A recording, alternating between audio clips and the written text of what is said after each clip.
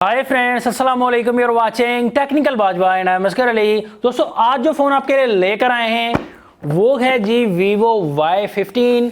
तो देखेंगे क्या है इस फ़ोन में बॉक्स कंटेंट्स। तो इस फ़ोन में दी गई है 5000 mAh की बड़ी बैटरी। तो देखेंगे और क्या बड़े फीचर्स हैं इस फ़ोन में, क्या ये फ़ोन एक्सपेक्ट करता है इसकी प्राइस, क्या ये फ़ोन बाय करना चाहिए या नहीं, तो सब कुछ बताएंगे इस वीडियो में। वीडियो को देखिए कंप्लीटली। अगर चैनल आपने नहीं किया सब्सक्राइब तो जल्दी से सब्सक्राइब कर लीजिए, बेल आइकन को भी ऑन कर दीजिए ताकि हर वीडियोस की नोटिफिकेशन आपको जल्दी से मिलती रहेंगी। सो दोस्तों, न्यू फ़ोन के साथ करते हैं स्टार्ट।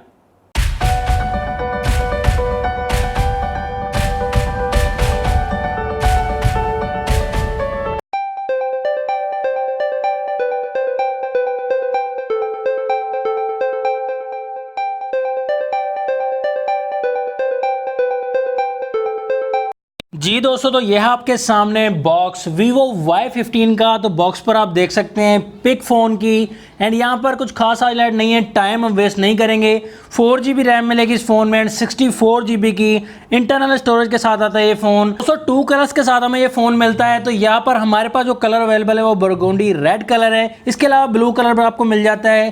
तो जल्दी से फ़ोन को ओपन कर लेते हैं। उनकी प्राइस पाकिस्तान में जो रखी गई है 30,000 रुपीज़ रखी गई है, पाकिस्तानी रुपीज़, जो डिस्काउंट करके आपको काफ़ी कम मिल जाएगा। बॉक्स को हम जल्दी से ओपन कर लेते हैं। यहाँ पर आप देख सकते हैं बॉक्स को हमने ओपन कर लिया है। फ़ोन आप देख सकते हैं, फ़ोन की हम बात करेंगे बाद में। बॉक्स कंटेंट्स जल्दी से देख लेते हैं।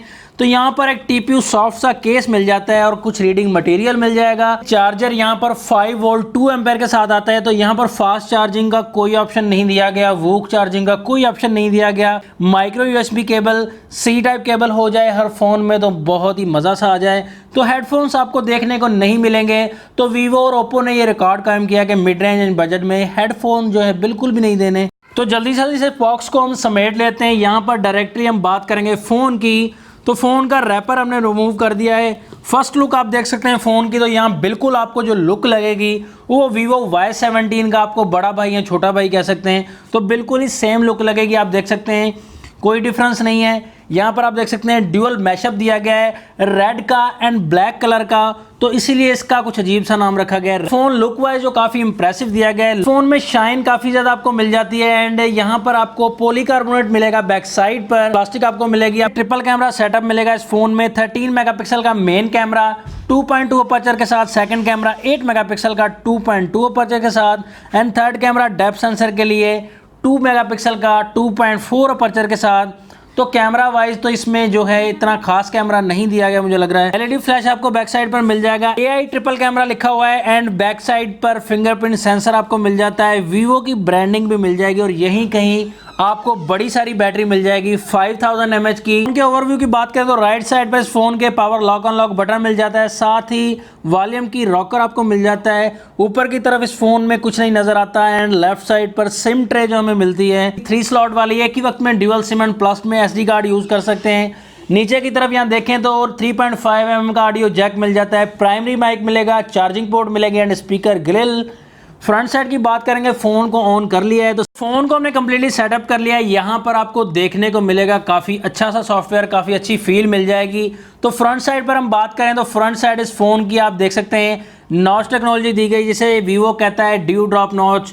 तो यहाँ पर वाटर ड्रॉप नॉच, काफ़ी सारे नाम है। फ्रंट कैमरा इस फोन में 16 मेगापिक्सल का मिलता है एंड यहाँ पर आप देख सकते हैं एयर स्पीकर भी ऊपर की तरफ। इस फोन का डिस्प्ले हमें मिलेगा 6.35 इंचेस का। IPS LCD मिलती है इस फोन में एंड इस फोन का जो डिस्प्ले HD प्लस डिस्प्ले मिलेगा।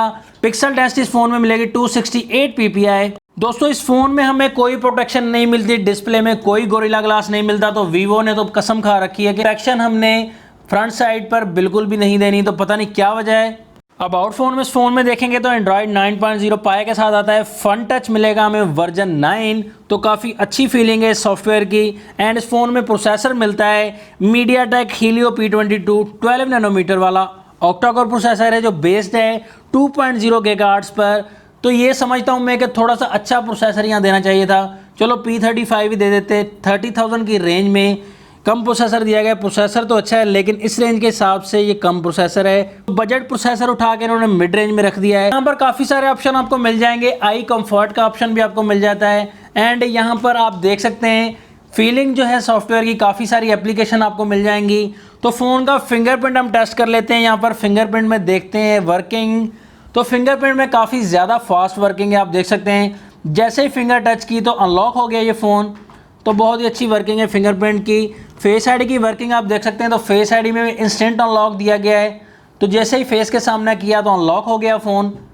तो काफ़ी अच्छी एंड नाइस वर्क है इस फ़ोन में। कैमरा की तरफ आ जाते हैं तो कैमरा में काफ़ी सारे ऑप्शन देखने को मिल जाते हैं। Photo simple mode and bouquet mode में आप अप्लाई कर सकते हैं। एंड यहाँ पर वीडियो आप देख सकते हैं 1080 तक रिकॉर्ड कर सकते हैं। तो फ़ोन में लाइव रिजल्ट भी आपको दिखाऊंगा एंड सैम्पल्स भी काफ़ी सारे मेरे पास हैं। एंड यहाँ पर आप लाइव रिजल्ट देख सकते हैं। तो लाइटनिंग कंडीशन में इसका रिजल्ट जो है दोस्तों ठीक दिया गया है। प्राइस के हिसाब से ठीक रिजल्ट है, लेकिन अपर्चर 1.8 रखना चाहिए था कंपटीशन के हिसाब से, तो बहुत ही ज़्यादा क्लियर रिजल्ट हो जाना था। सैंपल्स आप देख सकते हैं, सैंपल्स में भी आप क्लियरली देख सकते हैं। तो रिजल्ट प्राइस रेंज के हिसाब से ठीक दिया गया है। लो लाइट के हिसाब से ये कैमरा अच्छा काम नहीं करने वाला। तो यहाँ पर आप देख सकते हैं काफ़ी सारे सैंपल्स हैं दोस्तों। कैमरा इन्हें थोड़ा सा अच्छा करना चाहिए था। फ्रंट कैमरा की बात करें 16 मेगापिक्सल है, लेकिन रिजल्ट उस हिसाब से दोस्तों क्लियर नहीं दिया गया। फ्रंट साइड का लाइटनिंग कंडीशन में ये फोटोज ली हैं, ज़्यादा अच्छा नहीं कह सकता रिजल्ट 16 मेगापिक्सल के हिसाब से, लेकिन फिर भी ठीक है। लास्ट में बात आ जाती है रिकमेंडेशन की। तो यहाँ पर 30,000 का ये फ़ोन है दोस्तों। कैमरा में मुझे ये अच्छा नहीं लगा फ़ोन, इतना ज़्यादा अच्छे नहीं कैमरास दिए गए मिड रेंज के हिसाब से, कंपटीशन के हिसाब से। दोस्तों बजट में भी काफ़ी अच्छे कैमरास आ गए हैं। Realme 3 फ़ोन आ गया है और उसके बाद Smart 3 Plus आप देख सकते हैं काफ़ी कम कीमत में आपको अच्छा रिजल्ट मिलेगा। तो उस हिसाब से इसमें कैमरा जो है वो काफ़ी अच्छे लगाने चाहिए थे दोस्तों। सिर्फ लुक एंड डिज़ाइन के लिए फ़ोन बाय नहीं किया जाता, और भी फीचर्स होने चाहिए इस फ़ोन में। पॉजिटिव पॉइंट इस फ़ोन का अच्छा नहीं दिया गया इस रेंज के हिसाब से। तो प्राइस के हिसाब से थोड़ा सा ऊपर है ये फ़ोन, 2-3 हज़ार कम हो जाए ये फ़ोन तो काफ़ी बेहतर रहेगा फिर आपके लिए। तो मेरी रिकमेंडेशन ये थी। आपकी क्या रिकमेंडेशन इस फ़ोन के बारे में? इस फ़ोन के बारे में बताइएगा कैसा लगा आपको ये फ़ोन, कमेंट सेक्शन में ज़रूर टाइप कीजिएगा। नेक्स्ट वीडियो के लिए चाहता हूँ मैं आपसे इजाज़त। अल्लाह हाफिज़। पाकिस्तान जिंदाबाद।